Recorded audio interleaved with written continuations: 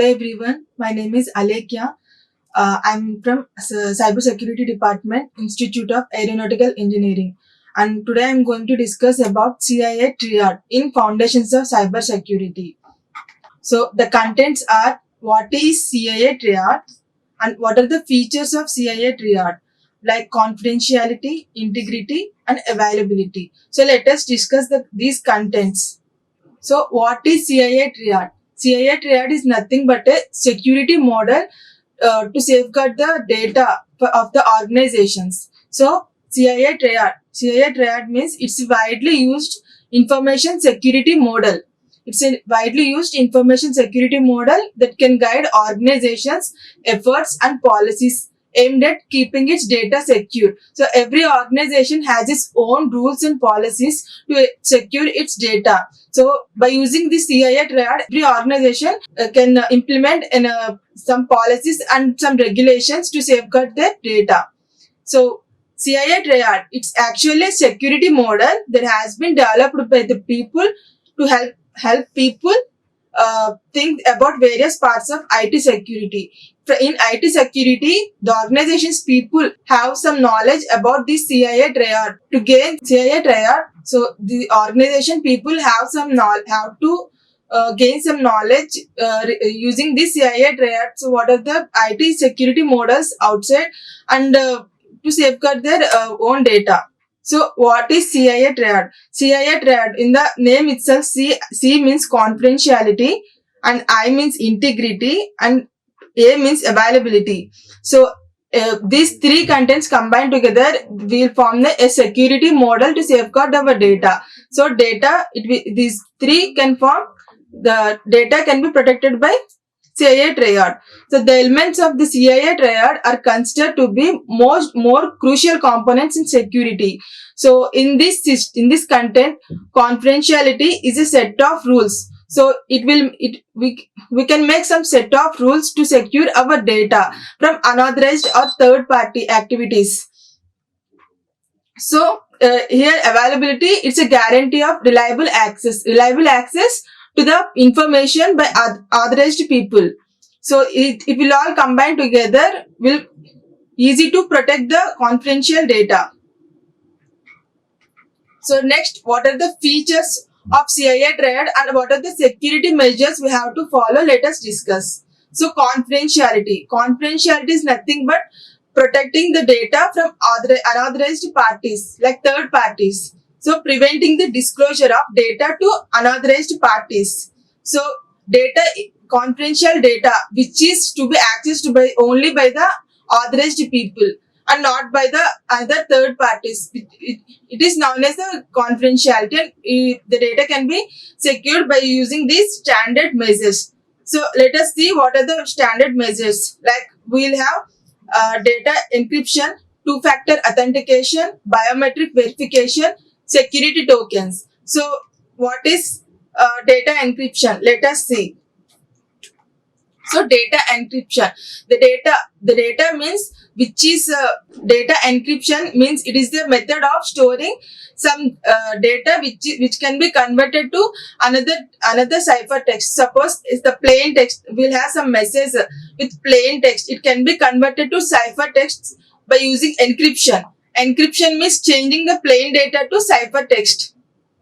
So the plain data can be converted to ciphertext using encryption, and the message can be sent to the receiver. Here we will have the sender and we will have the receiver here.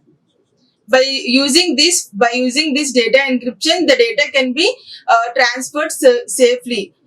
Like the plain text is converted to ciphertext and the ciphertext is converted to plain text using encryption and decryption. In this we have symmetric and asymmetric encryptions also. So data encryption. So data encryption is a method of converting data from readable format to unreadable. So unreadable means no one can read it. So the there is no chance of hackers to hack the data using this data encryption.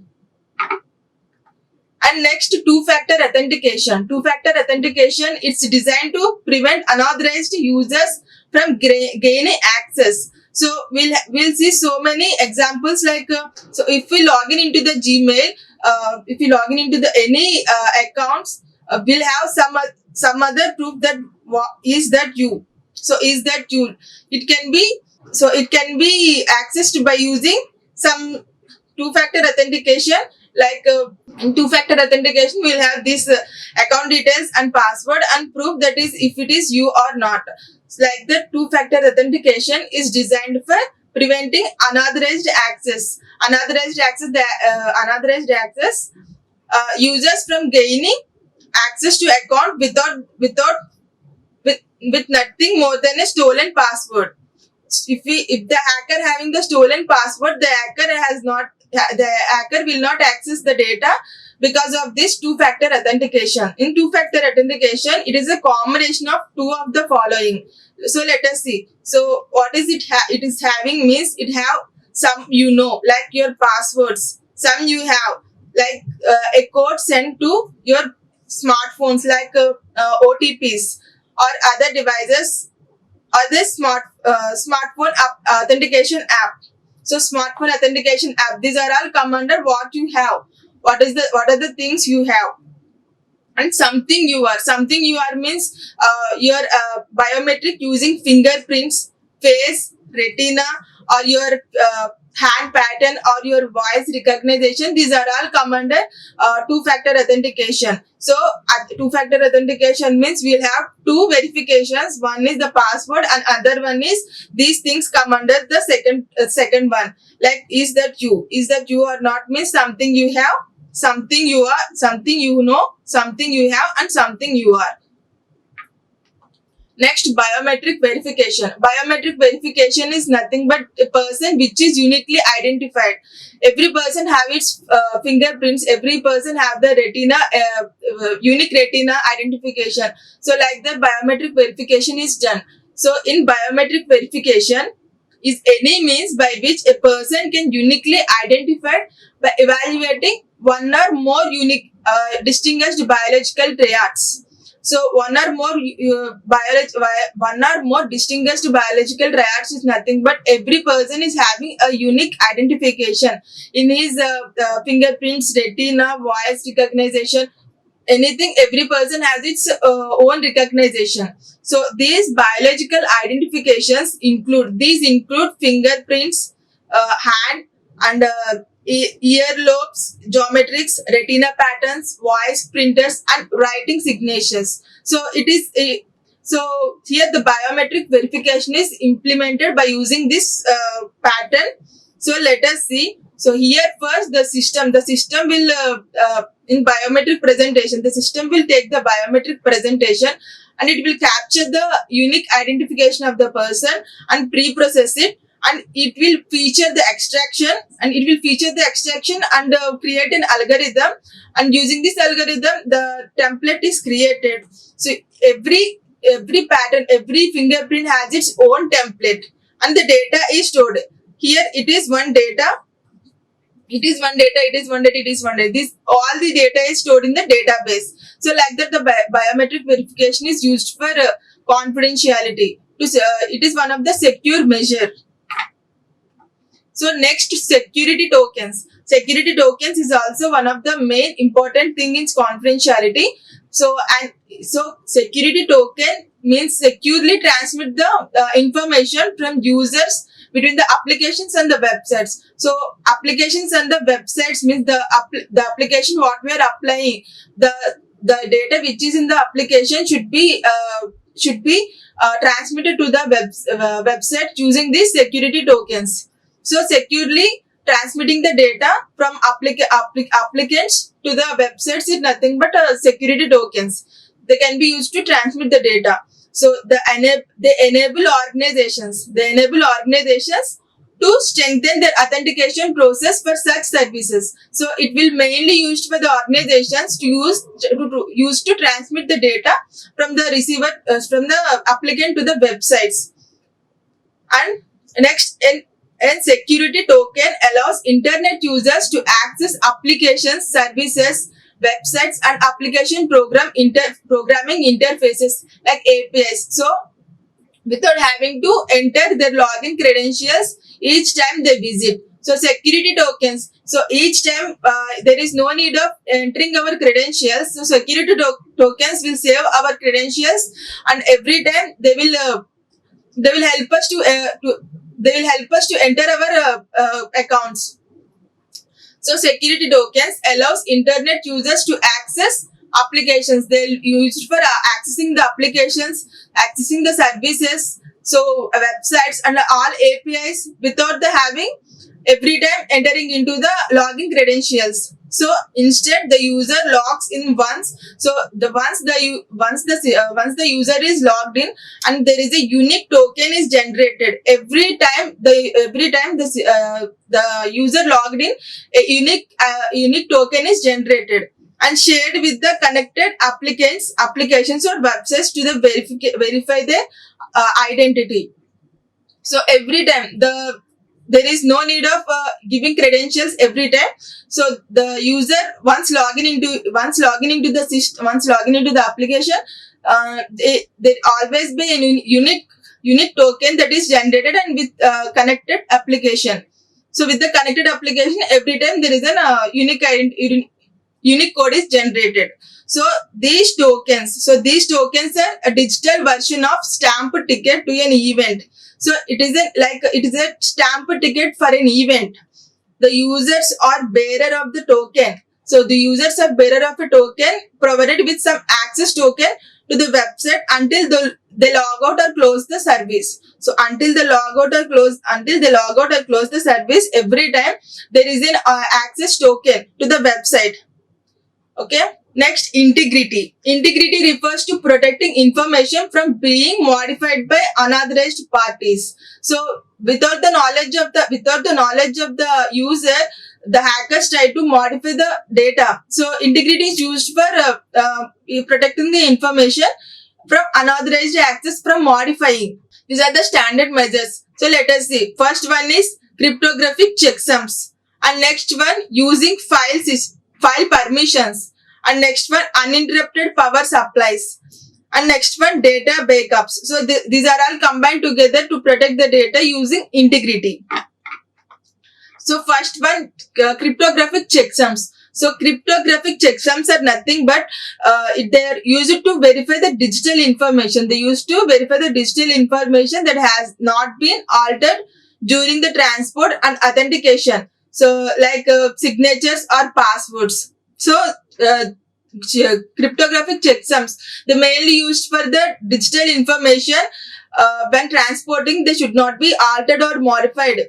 So cryptographic checksums are mainly used for transporting the data from one place to another place without any modification. So it is the main use for it is one of the security measure in integrity.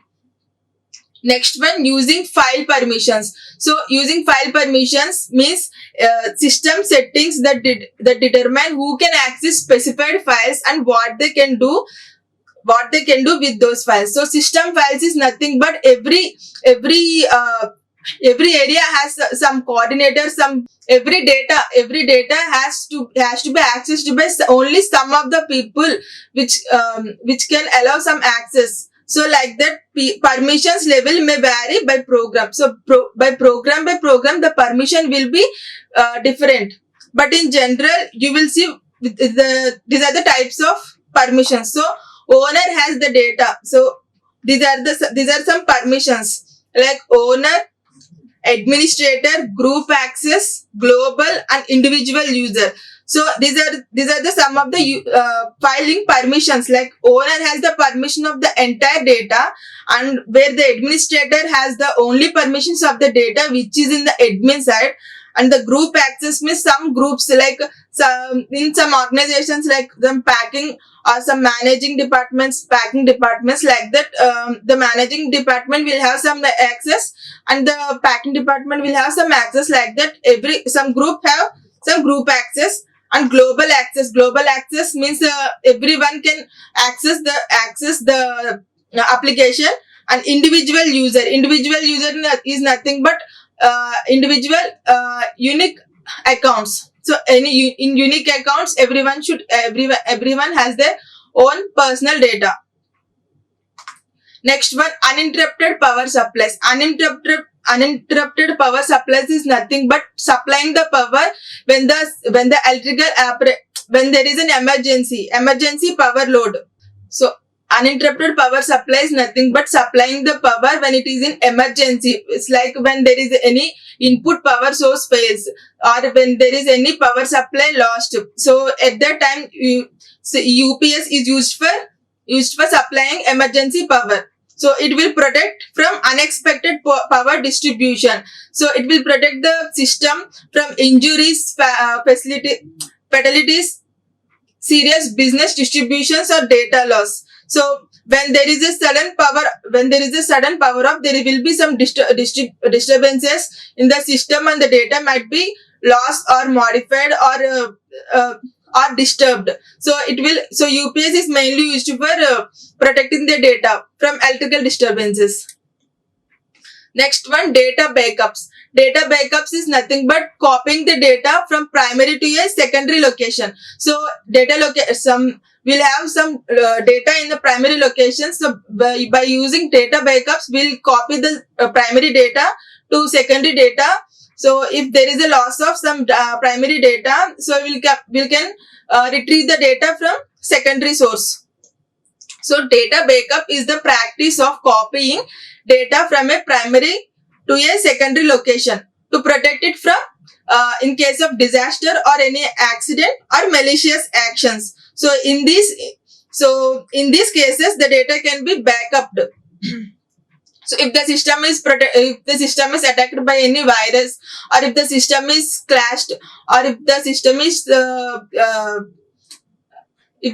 is smashed due to some accident, like that, when the data is deleted, or when the data is cleared, the data backup is used for backing up the data.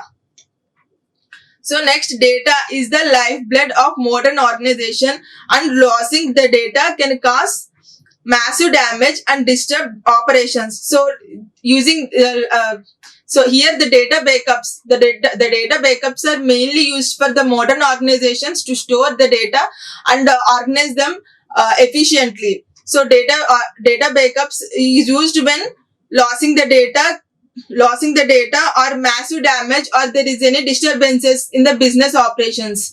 And next, this is why backing up data is critical for all businesses, like large and small. For any organizations, the data backup is used. Next one, availability. Availability is making sure that unauthorized parties are able to access the information when needed. So when it is needed, availability means when it is needed. When the data is needed, when the data is needed, availability. This feature is used for making the data available at the time of need. So first, these are the security measures. To guarantee the availability. These include, first one, backing up data to external drives. So backing up data to external drives and implementing firewalls, having backup power supplies, and data redundancy. These are the security measures to guarantee availability. So next, first one, backing up data to external drives. So backing up data to external drives is nothing but storing the data to external drives. So there are many users who want to back up external hardware to one drive from keeping their data on a safer place. To safeguard their data, one users might save the data in secondary format, like any hard disks. Since data is any type on any platform is prone to loss or corruption. So here the cloud offers various measures to keep the data safe from all risks. Like since data is any type So data is any type, like it might be pictures or it might be videos, any type or any platform is prone. It might be if it is lost or any corruption. Here the cloud offers various measures. So various technologies have been introduced in the cloud to keep the data safe from all these risks. So and next point is, other than this, choosing right method of perform the task is also important. So at what time the technologies should be used is also very important. So is also very important in securing the data. So this is why we have described the expert recommended solutions. So many solutions for crashing the data has been introduced every time, and manually it is possible, but it might be troublesome while exporting data in bulk. So manually it is possible to transfer the data, but for storing exploring some bulk quantity, it might have some troublesome problems. So backing up to external drives, here the software is the only best way for taking a backup. Next one, implementing firewalls. So implementing firewalls means a firewall keeps the system and everything in it as secure as possible from potential assaults.